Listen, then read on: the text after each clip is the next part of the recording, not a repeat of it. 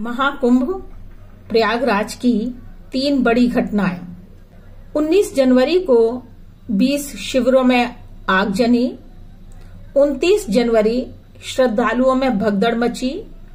30 जनवरी VIP शिविरों में भीषण आग लगी। क्यों महाकुंभ में घटनाओं की पुनरावृत्ति हो रही है? 19 जनवरी भीषण आग की लपटें। 19 जनवरी सेक्टर 19 में आग लगना महज एक इत्तेफाक था या किसी की साजिश व्यवस्था भंग करने की? कारण आज तक नहीं मालूम पड़ा। लाखों का नुकसान हुआ। इस सबके लिए जिम्मेदार कौन है? प्रशासन, शासन या स्वयं जनता की लापरवाही? आग इतनी अधिक भीषण थी कि देखते ही देखते तेजी से फैलती हुई अपनी गोद में शिविरों को समेटती चली गई। ऐसा लग रहा था जैसे शिविरों को धू-धू करके चाटती चली जा रही थी। प्रत्यक्षदर्शियों का कहना है कि बहुत देर तक फटाके छोड़ने जैसी आवाजें आती रहीं। दूर से ही आग की उठती भयंकर लपटें दिखाई दे रही थी। इतना सब कुछ होने के बाद भी सुखद यह रहा कि जनहानि नहीं हुई। श्रद्धालुओं के मन में डर हो गया कि इस प्रकार की घटनाएं कभी भी घटित हो सकती हैं। ये आग शास्त्री ब्रिज के सेक्टर 19 में लगी थी। यह बताया जा रहा है कि गीता प्रेस के कॉटेज में शाम तकरीबन 4:10 पर छोटे सिलेंडर से चाय बनाते समय सिलेंडर लीक होने से रसोई घर में रखे 2 अन्य सिलेंडर ब्लास्ट हो गए और आग का तांडव हो गया। गीता प्रेस के 180 कॉटेज जलकर राख हो गए।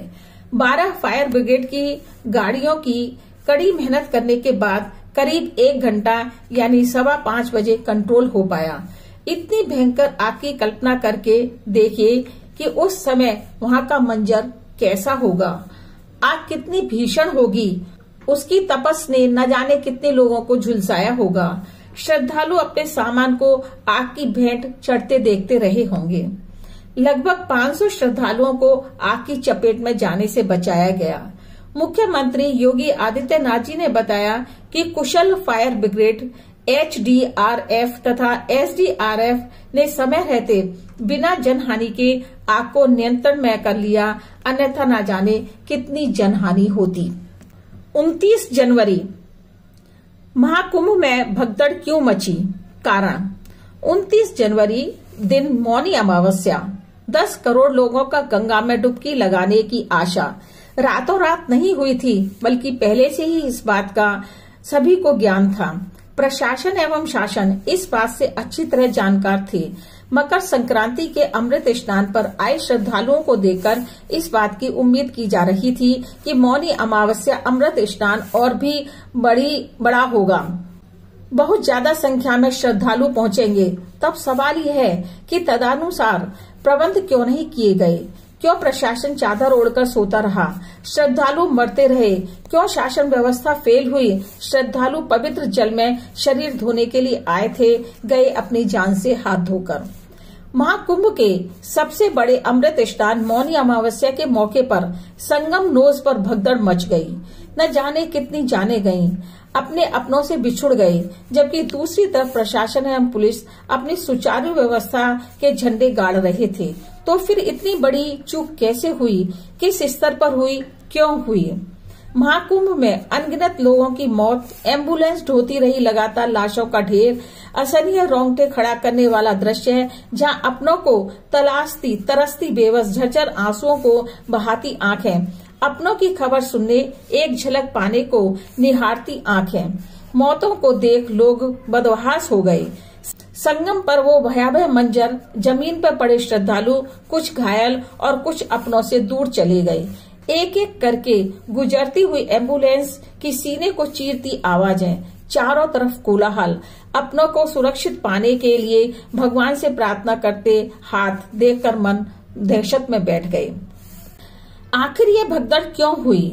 असल में भीड़ को नियंत्रित करने के लिए इंतजाम और प्लानिंग तो बहुत अच्छी की गई थी, परंतु न जाने क्यों उन सभी चीजों का इस्तेमाल नहीं किया गया।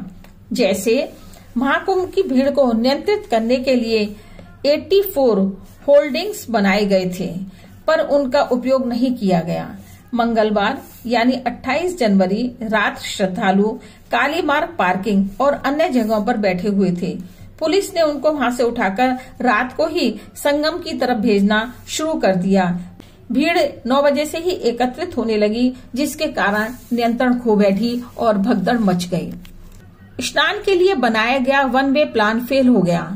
काली सड़क से त्रिवेणी बांध पार कर संगम अपर मार्ग से श्रद्धालु संगम नोच जाएंगे और अक्षयवट मार्ग से त्रिवेणी बांध के रास्ते त्रिवेणी मार्ग से बाहर निकलेंगे।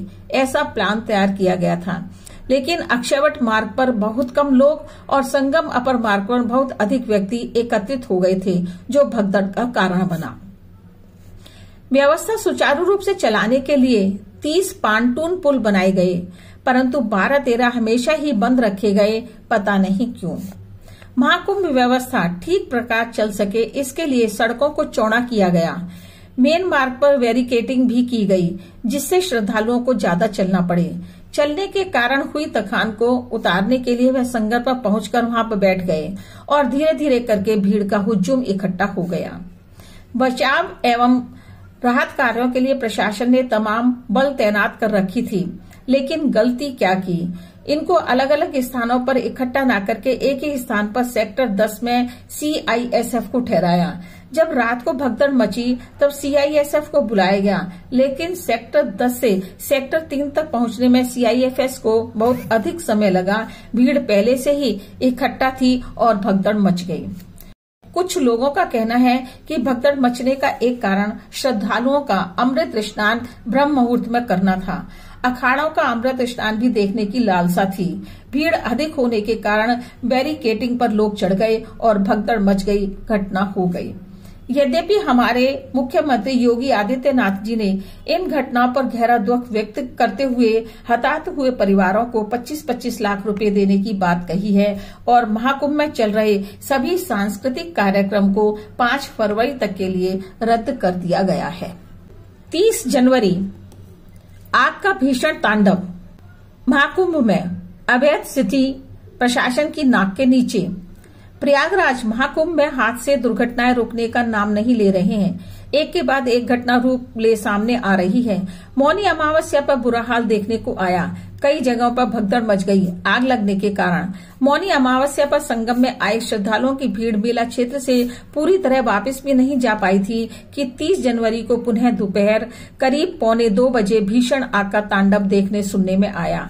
आग लगने की घटना में VIP श्रद्धालुओं के लिए जो हाई क्लास सिटी बनाई गई थी, उसके 15 शिविर जलकर राख हो गए। लाखों का नुकसान होना तो स्वाभाविक ही था। बस राहत की बात यह रही कि कोई जनहानि नहीं हुई। आग मेला क्षेत्र के 22 सेक्टर में लगी। इस टेंट तक पहुंचना आसान नहीं है, रास्ता बहुत कठिन है। यहाँ तक कि दुपहिया वाहन भी चलाने में मुश्किल होती है। इसके रास्ते की कल्पना से परे है। इस टेंट में आग लगने से सबसे बड़ी बात तो यह बाहर निकल कर आई कि इसमें VIP टेंट्स का जो निर्माण किया गया है वह अवैध है, बिना किसी अनुमति के निर्माण किया गया है। VIP कैटेगरी के लगभग 100 टेंट लगाए गए हैं, जिनमें VIP रेस्टोरेंट और यज्ञशालाओं के साथ साथ गीजर तथा अन्य सुविधाएं भी दी गई हैं। जूसता शिविर नाम की एक कंपनी ने इसको बनाया है। सवाल यह है कि अगर यह टेंट अवैध बने हुए हैं तो प्रशासन ने इनकी जानकारी से अपनी आंखें क्यों मूंद रखी थी, या फिर प्रशासन इसी प्रकार की किसी बड़ी घटना का इंतजार कर रहा था जागने के लिए।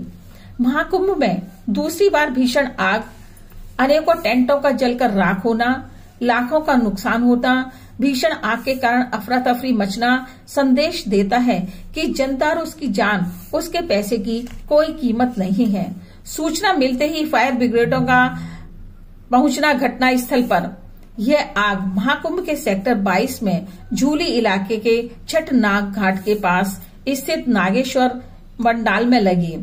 आग पर जल्दी ही काबू कर लिया गया और कोई जनहानि नहीं हुई। करीब 1:45 बजे आग का लगना, विकराल रूप धारण करना शासन व्यवस्था की चरमराती व्यवस्था की कहानी कह रही है। अवैध टेंटों की भरमार प्रशासन की नाक के नीचे हो रही है, फिर भी प्रशासन एक्शन क्यों नहीं ले रहा है। पूरी दुनिया से लोग श्रद्धा लेकर स्नान करने आ रहे हैं और वहां के इंतजाम की इतनी खस्ता हालत देखकर शर्म आती है।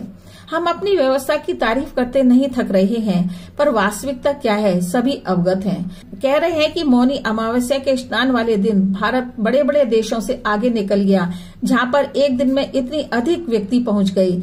दुनिया में एक रिकॉर्ड बन गया। लेकिन जान की कीमत क्या है?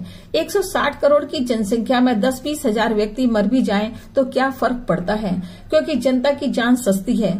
जनता तो पैदा ही मरने के लिए हुई है। जब इतना बड़ा महाकुंभ मेला लगना था तो इंतजाम व्यवस्था का अभाव क्यों रहा? प्रशासन को अब तो चौकन्ना हो जाना चाहिए, जिससे आगे के दिनों में किसी घटना की पुनरावृत्ति होने से बच जाए। जय गंगा मैया, जय हनुमान बाबा।